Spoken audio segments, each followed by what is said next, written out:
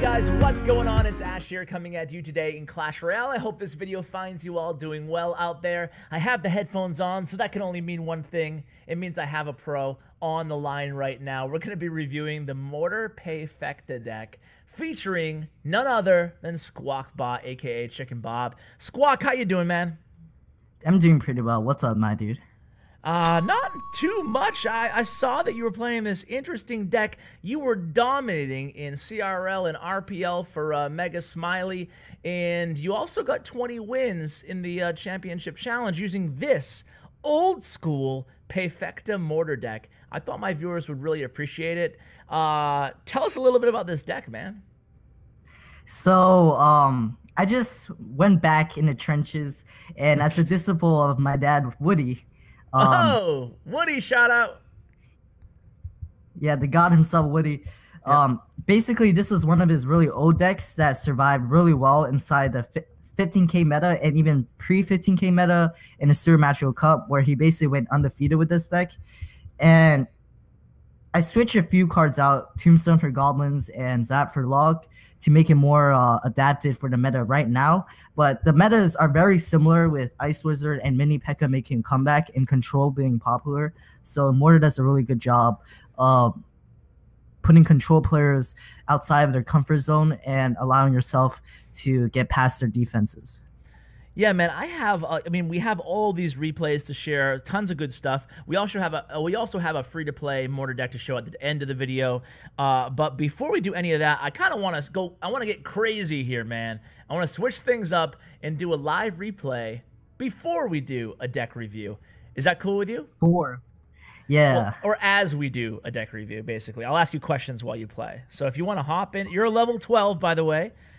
And you'll be playing this on ladder right now. Not that deck, but the deck that we just talked about. So I'm ready whenever you are, man. I'm going in. All right. All right. So how do you feel about your starting hand? Probably just drop Goblins inside the bag because they don't have anything good right now. And then just follow up with a Mortar. Looks like he's playing... I'll split Minion Horde since he does Elite have Barbs. The Elite good old Barbs. Elite Barbs. Okay. It's going to get a few hits in, but that's fine. Yeah. How do you feel about, what would your ideal starting play be in this deck? Probably Princess in the back to feel him out. Because Princess is always good for just initializing what they have. Mm-hmm. What if you didn't have Princess? Yeah, I didn't have Princess. My starting hand. Oh God. Oh man, it's the Royal. Dude, this must be your favorite deck, man. Squckbot was previously on the channel as a Royal Giant pro. He was my one and only Royal Giant pro player. That was pretty good defense though, and you still got a hit or two. The key in that was that the Royal Giant locks onto the Mortar, but the Mortar doesn't lock onto the Royal Giant because of its dead zone. So while the Royal Giant gets locked up, the Mortar gets shots on the tower. Very true, very true. And he just used Tornadoes, so that should be easily for a minor Minion Horde. Yeah, and doesn't have anything. Oh, Fire Spear. Man, this is a weird deck that he's running. Yeah. I mean, like, right now we're putting him off cycle, and he's forced to drop Elite Barbs, which he probably doesn't want to. Let me ask you this. I mean, I'm gonna really grill you after this replay, after this live match, I should say. But what the heck is your main win condition with this deck? Is it Mortar or is it Minor? Oh, what the? Whoa. He was ready for your Mini P.E.K.K.A, I guess. It's what the Mortar is a facade for your opponent. It really puts them off guard, and then edge and off their cycle. And what they don't know is that even if they defended the Mortar, you put them at a bad spot where then you can just go in with a minor Minion Horde push or whatever suits you best, and then go in for the kill after that. Okay, so that's interesting. So you're basically playing this as kind of a regular PAYFECTA minor control, not minor control, but minor kind of cycle-y deck after they think that you're playing a Mortar deck. Yeah. Kinda? Now, well, let me ask, what if they start out the match with like an elixir pump? Would you send in your minor? Miner is just used to tank and just apply pressure, but of course Miner can always just provide elixir advantages with taking out pumps and so forth. Okay. I'll let you concentrate here. Going against the most hated deck possible in the game at this point. I need all my energy here. Yeah, this is This is probably a pretty hard counter deck, since he does have Royal Giant, and he has Fire Spirits or everything else. But very true.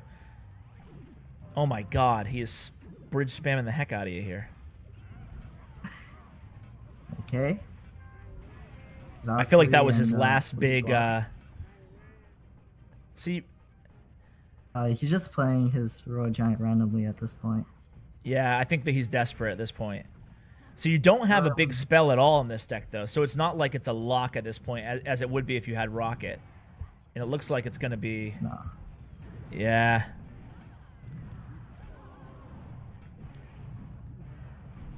That was a tie, but I definitely could have just chipped him out at the end. It was still a really good tie, like you said. More obviously, Royal Giant being a hard counter to Mortar in itself. But I think we got a pretty good feel for the deck. Can we just watch the first replay together and maybe actually first replay is against Siege. Let's go against let's show the second replay against Lavaloon or Sure. Lava Hound rather. I'm gonna hit watch. If you want to just pause at the beginning and let me know when you're ready. You with me? 3, 2, 1. Go. Okay, go. All right, so just talk us through the moves that you make in this match, and maybe try to give us tips about the deck as we do so. Like I said, guys, I'm switching up the format a little bit today. Let me know what you think in the comments. So I just had Ice Wizard in her back because Ice Wizard and Princess is what you're gonna use to build up a value over time. It allows you to build up a wall for your mortar, and it's really just easily thrown away. And then you went hard in the other lane because you just want to try to minimize the Lavaloon push. So hard with the minion horde because I knew that I had that to defend I had to use that to defend the Lava Hound, and by going hard in the other lane, I forced him to use that, so he couldn't zap my minion horde. Perfect. And that's what you got to do again. I imagine with this deck against every beatdown deck, right? You just go in the opposite lane, trying to bait out their zap or whatever to keep your minion horde and or get a lot of damage. It was sort of an awkward position because I only had mini P.E.K.K.A, but if Lava Hound was a ground tank such as Golem, I would have definitely dropped a mortar because then it would aggro the tank as well as be able to shoot past it because of its dead zone and apply pressure. Okay, it dropped to more defensively, you're saying. Yeah. Over here, I just blocked the miner and allow my princess to gain more value. And now it's time to build the wall with the legendaries. And then it's really hard for him to deal with. Even if he fireballs or lightnings it, I still have my minion horde up. And then after that, I can take out this balloon and build up a nice counter push with my mortar or so. Just in a bad position. Over here, I just let it go because I only had my Ice Wizard, which isn't that good of an offensive threat. And you usually just want to reset with Mortar or your princess and Ice Wizard. The Lavaloon, I just decided to go in with Goblins and Miner. And now I drop my Mortar to force him to split push. Wow. And I see he zapped, which is a bad decision. So that way I could punish with my mini horde and force them off cycle so they can't defend his Lavaloon because I just dropped my mini horde, which was my big damage dealer to the Lava Hound, and which forced him to drop his balloon late, and by then I already had my Lava Hound out and I already had my mini horde back. Yeah, and you can see what you're talking about with this defensive wall, so to speak, you know, just trying to get as many princesses in Ice Wizards on the arena as possible. Is that pretty much your goal, especially going into double elixir time? Yeah, defensively? and you saw in that replay that the mortar really wasn't the win condition. It distracted the opponent enough that it forced them to use a bunch of elixir, and then the minor combinations with goblins or mini horde is what really sealed the deal with the constant shit. Yeah, absolutely. Okay, I'm just gonna put on a random replay here, and I want to ask you some more kind of specific questions about this deck and about how we're playing it. So, is there ever? Let's talk about the mortar specifically. Is there ever a time that you're gonna just use the mortar at the beginning of a match? Is it a good opening play? Well, you definitely can if your opening hand isn't that well, but usually you want to support your mortar with something because it's just a waste of 4 elixir if they can just stop it. What if you play like an ice wizard in the back, and then they play a knight in the back of their end? Would you then play a mortar in front of the ice wizard on the opposite side?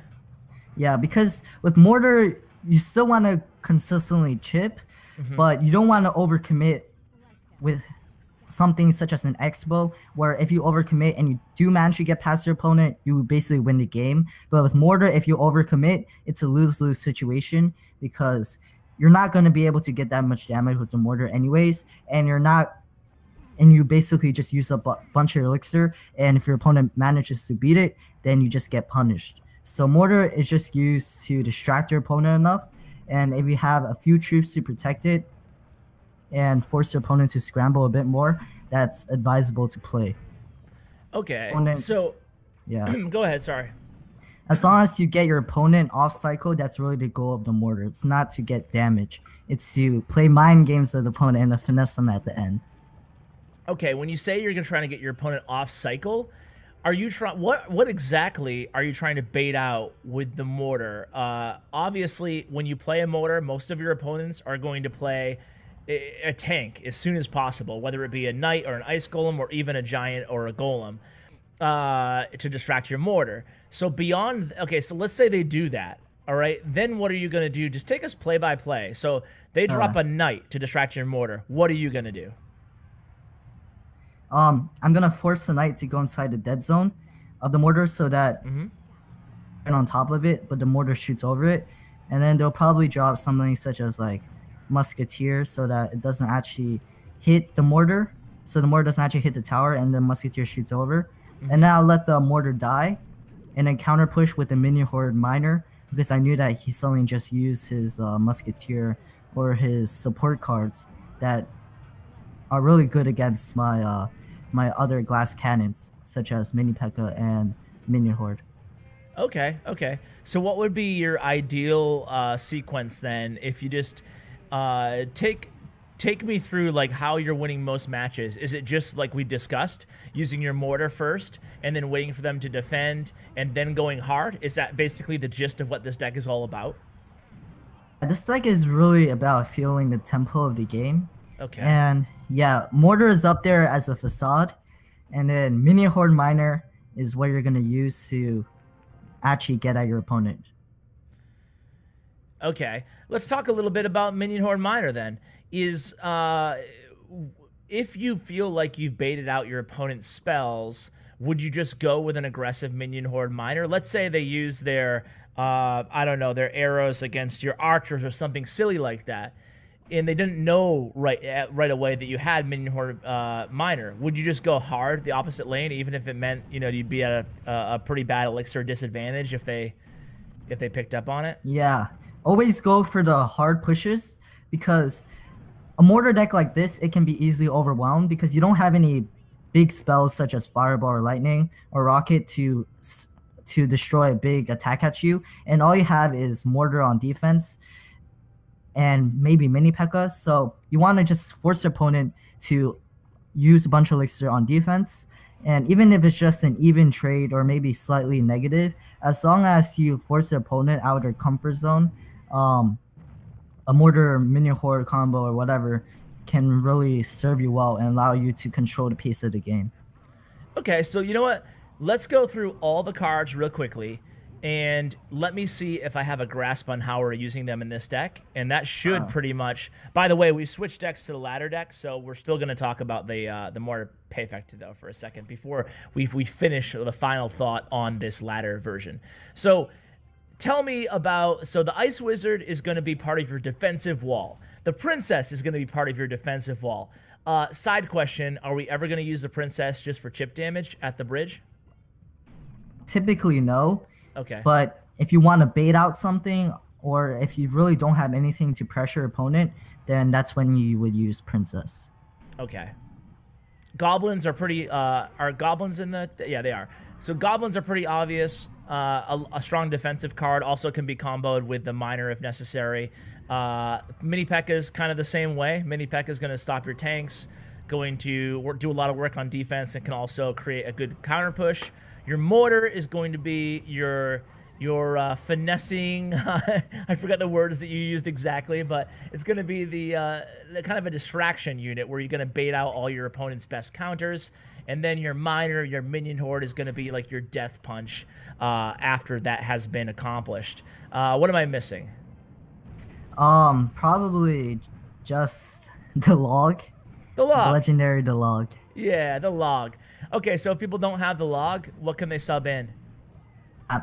Zap works well with miner really well, and that was the original part of the deck. So, okay. I mean, you can always replace it with Zap.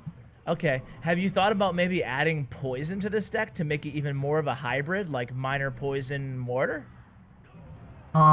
People have done that, but it's too much of a commitment when you have miner, poison, and mortar. You can't have that many offensive weapons on the map at one time, and then you don't have enough cards for defense as well. Okay, last question on the PAYFECTA version. Talk about using mortar defensively, and what circumstances are you going to use it defensively? Against what type of decks? If they have any tank at you, or a hog rider, you definitely want to drop them near the bridge if you know that they won't, if they're not at an elixir advantage, so that while you defend it, the mortar is going to be at the dead zone and it's still going to apply pressure and hit the tower when the giant is coming at you. But if you know that they're at elixir advantage, you're going to want to drop in a typical defensive position in the middle of your base. Okay. Also, I imagine against Three Musketeers, use it defensively?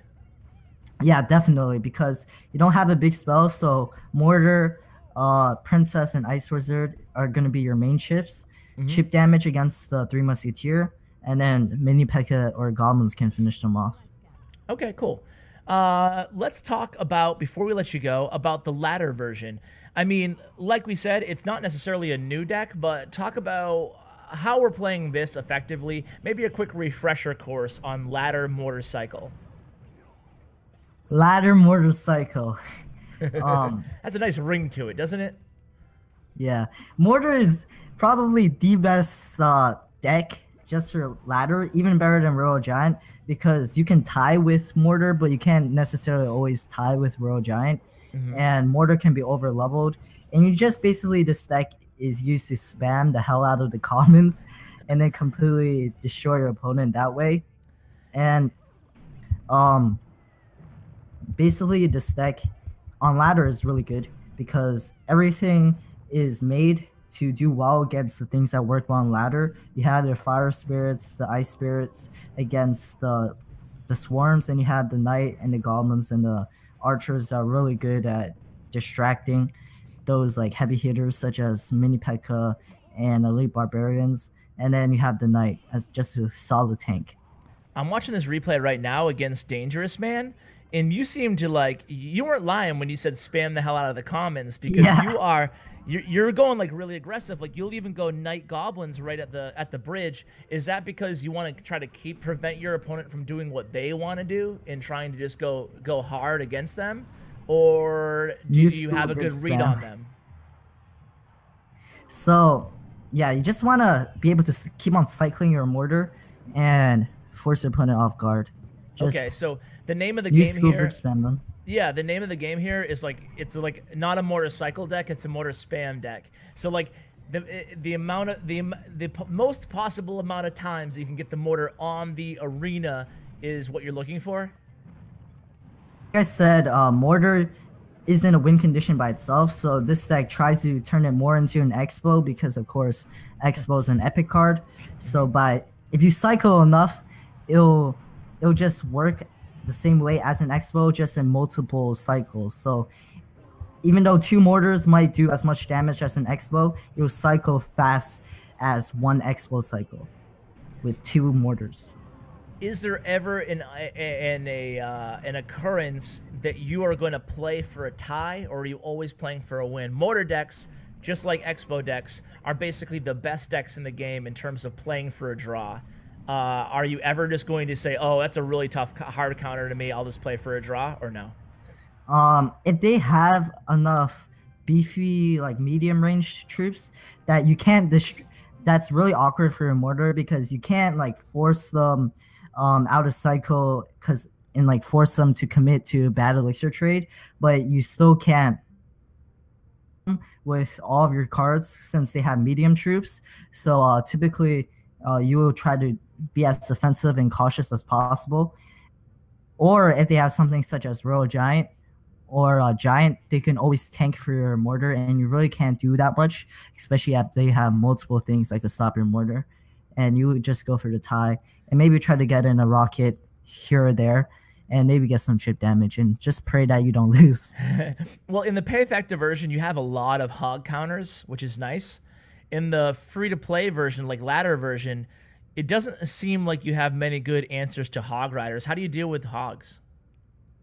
Just with the mortar itself, you just Okay. put the mortar up top and then let the hog aggro onto the mortar, freeze it with an ice spirit, and try to take it out as fast as possible, and then let your opponent scramble. Okay, and then you just cycle back faster than they do. All right, man. Well, thanks again for coming on, man. I feel like we learned quite a bit about these, about both these decks, especially the PAYFECTA version. Do you have any shout-outs, anything that you want to say before we let you go today? Always been the disciple of my dad, Woody, the mortar mauler, the innovator of mortar, the art of war. But shout out to him, and also shout out to my my YouTube channel, SquackBot. Are you still active there uploading? Sometimes. Sometimes. And shout out to my Twitter as well. All right. Well, we'll include all the links to your YouTube and your Twitter and stuff like that. And we'll include a link to Woody's stream because we're giving him a lot of love. He is the mortar mauler after all. So, dude, thanks again for coming on, man. I appreciate it. Dude, I'm always happy to share some of my hipster mortar decks out there. Get some of those out of the anti-meta zone. Dude, we always love having you on for that very reason. So thanks again, man. And guys, thank you all so much for watching. Hope you enjoyed this video. And a huge shout out to my YouTube partner, Bren Chong. Make sure you check out his information in the description below. Guys, thank you so much. And as always, take care, guys.